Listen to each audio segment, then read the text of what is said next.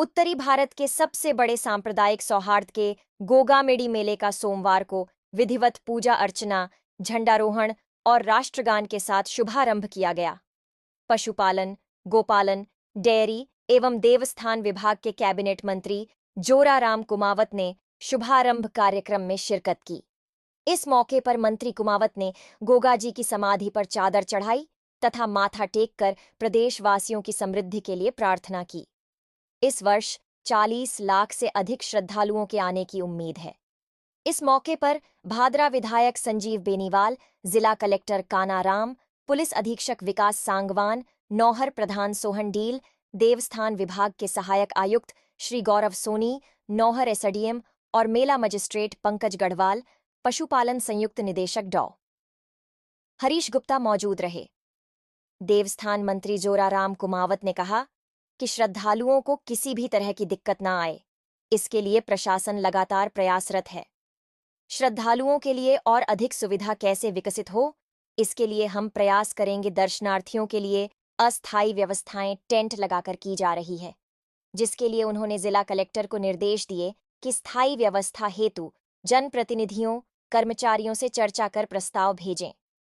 मेले में आमजन के लिए जिन सुविधाओं की आवश्यकता होती है, वह निश्चित रूप से उन्हें मिलेगी। श्रद्धालुओं को किसी भी तरीके की तकलीफ ना हो, इसके लिए हम लगातार प्रयासरत हैं। उन्होंने कहा कि मंदिरों तथा स्कूल दोनों का विकास उनका ध्येय है। मंत्री कुमावत ने प्रशासन, पुलिस तथा देवस्थान विभाग को उनकी जिम्मेदारियों के बारे में बताया। निश्चित रूप से यह उत्तरी भारत का सबसे बड़ा तीर्थ स्थल है और यहाँ लाखों की संख्या में श्रद्धालु एक महीने का मेला चलता है, उसमें आते हैं और गोगा जी महाराज का आशीर्वाद लेकर जाते हैं। हमारे देवस्थान विभाग और प्रशासन की पूरी जिम्मेदारी है कि हम आने वाले यात्रियों को पूरी सुविधा दें, यहाँ सुविधाएं विकसित भी करें और यहाँ आने वाले यात्रियों को कोई तरह की तकलीफ नहीं पड़े।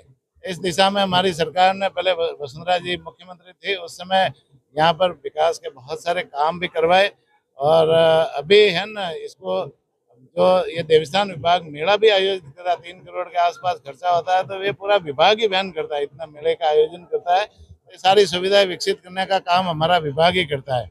अब स्थायी प्रकल्प के लिए हमने अधिकारियों को निर्देशित किया है कि आने वाले समय में और यहाँ जो सुविधाएं विकसित करना है, माननीय विधायक जी से और यहाँ के जनप्रतिनिधियों से, सभी से राय लेकर के वो एक स्थायी प्रकल्प के लिए हमको प्रस्ताव बना करके भेजे, तो निश्चित रूप से हमें मुख्यमंत्री जी के सहयोग से उनके निवेदन करके यहाँ और सुविधाएं विकसित कैसे हो, इस दिशा में हम काम करेंगे। पशु मेला है, गोगा मेला, पालकों को विशेष सुविधाएं देने के लिए पशु मेले में वैसे ये तो बहुत पुराना मेला है और पशु मेले में क्या क्या यदि कोई कमी है तो आने वाले समय में इसको हम दिखवाएंगे। मेले में भी मैं प्रयास करूंगा कि मैं खुद मेले में उपस्थित हो और पशुपालकों को, जो हमारी सरकार पशुपालकों के प्रति विशेष रूप से संवेदनशील है, उनको उनके आर्थिक स्थिति कैसे मजबूत हो, उनको रोजगार कैसे उपलब्ध हो और पशुपालन जो कृषि के बाद में सबसे बड़ा राजस्थान में पशुपालकों के लिए आय का साधन है, किसानों की आय का साधन है, उनको हम और कैसे सुदृढ़ करें,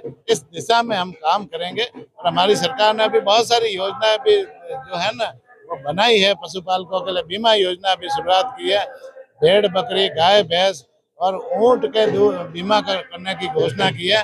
पशुपालकों को बैंकों से ऋण नहीं मिलता, तो हमारी सरकार ने गोपालक कार्ड बनाने की भी घोषणा की है, जिसमें 1 लाख तक का बिना ब्याज से उनको पशु खरीदने के लिए लोन मिलेगा, जिससे वो अपना रोजगार भी चला सकेंगे। इस तरह से ऊँट के पहला बच्चा ऊँटनी के होता है तो उसके ऊपर पहले सहायता राशि उनको 10,000 रुपये दी जाती थी, अब उसको मुख्यमंत्री जी ने 20,000 करने की घोषणा की है। उन पशुओं के इलाज के लिए भी हमने पूरे राजस्थान में 536 मोबाइल वेटरनरी यूनिट की शुरुआत की है, जो पशुपालक के घर जाकर के इलाज करने का काम करेगी। इस तरह से हमारे प्रधानमंत्री माननीय नरेंद्र मोदी जी और मुख्यमंत्री जी माननीय भजन लाल जी की मंशा है कि पशुपालकों को हम कैसे मजबूत करें, किसानों को हम कैसे मजबूत करें, इस दिशा में सरकार काम कर रही है। आने वाले समय में और काम करें।